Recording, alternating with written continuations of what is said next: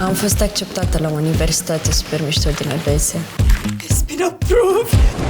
Pun casa și mă mut eu într-un apartament. Dacă nu fac rost de bani urgent, o să pierd casa.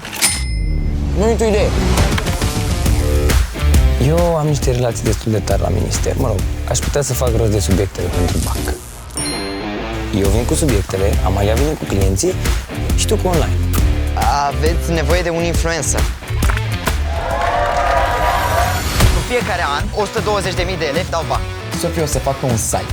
Banii se transferă direct în adresa wallet-ului meu de Bitcoin. Ne facem propriul nostru Kickstart. Nu e cam riscant? E puțin. Dacă sunt oameni care vor să ia bacul garantat 100%, intrați pe linkul ăsta. 5.000 și ceva până acum. Ești nebun? 30.000. 55.000. Bine, mă. 60.000 de euro de căciulă. Valoarea estimată a fraudei este în jurul 100.000 de euro.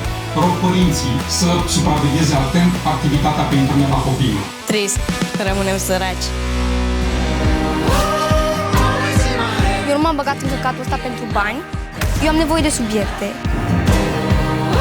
Nu vrei să renunți. El nici când era în spital n-a renunțat. Am mai cântat în public. Cred că practic când a plecat omul. Chiar cred că trebuie să o așteptăm pe mama. Păi și când făceai prostii pe online, mă taud de ea. Dacă nu e bacul, te nenorocesc. În seara. Să fie bună când o să treacă o săptămână fără să intri tu în perele. Dacă vând casa, tot pentru tine o fac. Ce fac, fac pentru tine. Să-ți fie ție bine.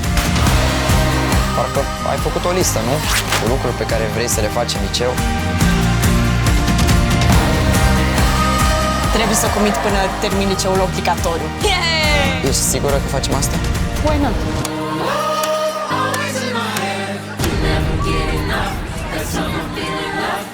A spus că dăm 100 de sfaturi de cum să iei pac.